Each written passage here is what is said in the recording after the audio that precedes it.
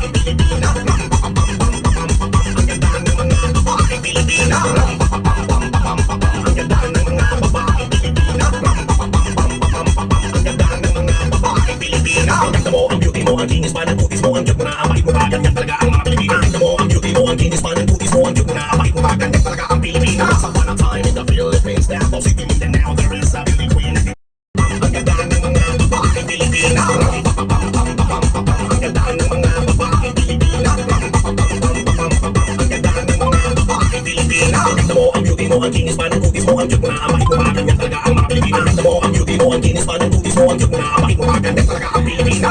Yes, man!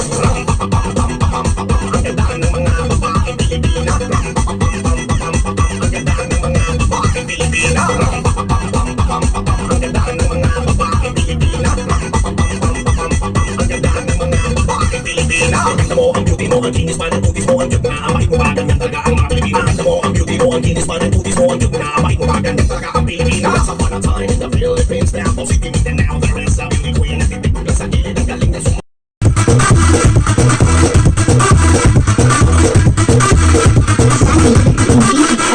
Mga kainday, nagpupunas-punas ako dyan ng mga sahig kasi namamaho na po talaga ang mga ano niyan. At ayan na nga, bang nagpupunas sa sahig, ayan naman ang ginagawa ko, nagluluto ko, nagpiprito ko ng longganisan. Mabilis ang luto na talaga yan mga kainday. Kasi alam mo naman may estudyante akong papasok at ayan na nga, sinusuklayan ko ang anak ko. Fast forward talaga tayo dyan mga kainday.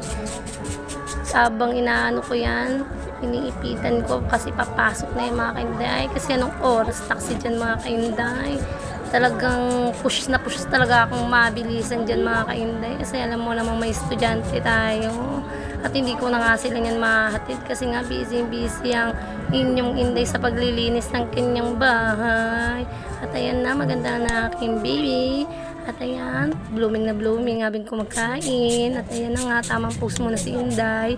Kala nyo tapos na ako, hindi pa.